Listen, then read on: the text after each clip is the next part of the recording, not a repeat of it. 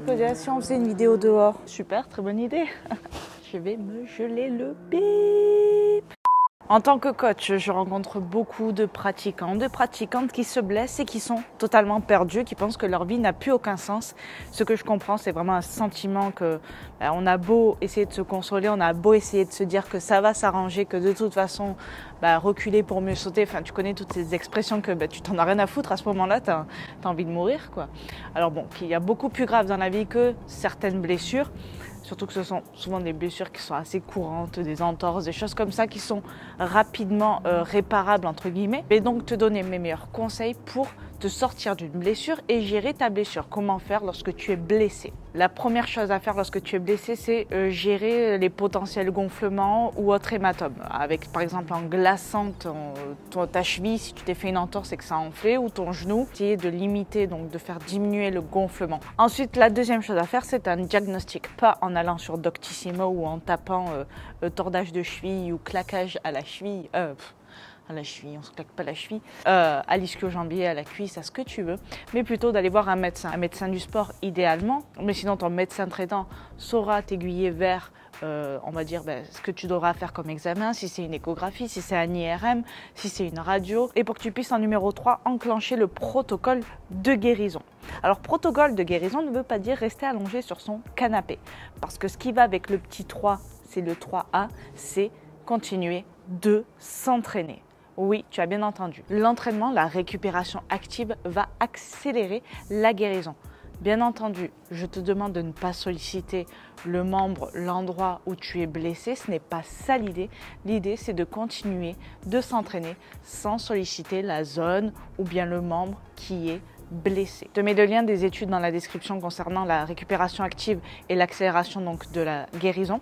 Je t'invite aussi à aller voir la vidéo de Antoine Fonbonne qui parle de ses blessures, qui est totalement complète. Il montre également, selon ses nombreuses blessures d'ailleurs, comment il fait pour s'entraîner. Tu l'auras donc compris, sedentarity is enemy. You are very sympathetic, but I prefer vous voir là-bas. La sédentarité est ton ennemi. Bilingue. La sédentarité ne t'aidera pas à guérir, bien au contraire. Certains profitent de blessures pour avoir une bonne excuse pour rester chez soi et ne rien faire. Or, cela ne va pas s'arranger de cette façon-là. La plupart du temps, tu vas avoir des protocoles également de rééducation, donc un kiné à avoir sous la main, genre Major Mouvement, tu vois, c'est le kiné qu'on aimerait tous avoir sous la main. Si tu ne le connais pas, je t'invite à aller voir sa chaîne, également son compte Instagram où tu y trouveras aussi de quoi faire pour rééduquer ce qui a besoin de rééduquer. Il est vrai qu'en ne faisant rien, beaucoup de blessures se réparent toutes seules. Par exemple, la déchirure. Un jour, j'ai eu une déchirure à l'ischio-jambier, c'est-à-dire l'arrière de la cuisse de 6 cm. Lorsque j'ai fait l'échographie, ça faisait déjà plusieurs jours que je m'étais fait la déchirure et elle avait déjà commencé à se réparer, à se refermer.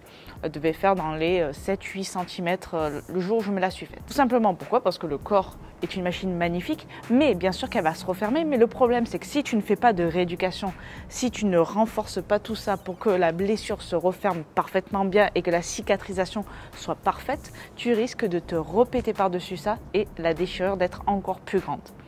C'est un exemple parmi tant d'autres, mais je te conseille de te rapprocher vers un spécialiste comme un kiné qui saura au mieux gérer ta blessure et te faire guérir pour que tu repartes avec confiance. Comme je te disais, continuer de t'entraîner est une bonne solution.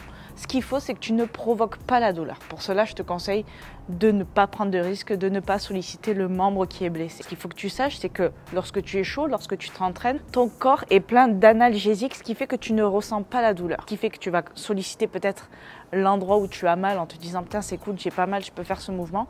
Alors que peut-être c'est l'effet de l'entraînement qui ne te fait pas ressentir la douleur. Alors bien attention à ça.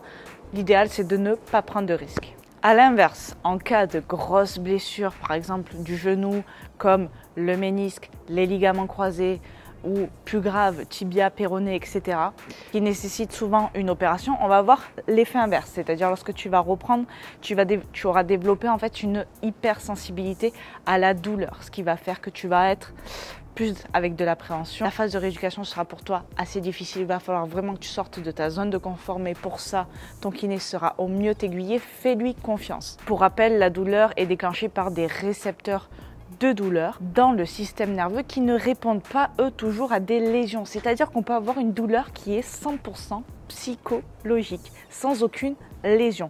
À l'inverse, on peut avoir une blessure et ne pas avoir de douleur si les nerfs n'ont pas été endommagés. Je ne sais pas si tu as déjà entendu parler par exemple des douleurs fantômes, des personnes qui ont des membres amputés. Ils peuvent ressentir des douleurs alors qu'ils n'ont même plus ce membre. Ce sont ce qu'on appelle des douleurs fantômes qui sont provoquées uniquement psychologiquement. Il va falloir que tu fasses preuve de bon sens, que tu mettes toute l'énergie à la guérison et non à la culpabilité et non à t'auto-flageller. Ça ne sert à rien de t'auto-flageller, ça ne t'aidera pas à guérir. Prends soin de toi, récupère bien et une alimentation toujours optimisée. Diminue pas tes calories parce que tu vas peut-être moins t'entraîner, moins faire d'efforts. Ton corps a besoin d'énergie pour réparer ce qu'il a à réparer. L'entraînement va augmenter le flux sanguin vers la lésion pour pouvoir accélérer la guérison. Fais preuve de bon sens, ne sollicite pas l'endroit où tu es blessé. Ne prends pas de risques. Écoute ton kiné, écoute le médecin spécialiste qui s'occupe de toi. Il saura au mieux t'aiguiller. Fais-toi confiance. Prends le temps. C'est des choses qui font partie de la vie, ça arrive à tout le monde. Tu es un être humain. Pareil, lorsque tu reprends, de toute façon, ton kiné te le dira, c'est la surcharge progressive. Vraiment y aller progressivement. J'espère que cette vidéo t'aura plu et qu'elle t'aura aidé. N'hésite pas à me le dire dans les commentaires. Et en attendant, je te dis à bientôt dans une nouvelle vidéo et je t'envoie plein de good vibes. Ciao!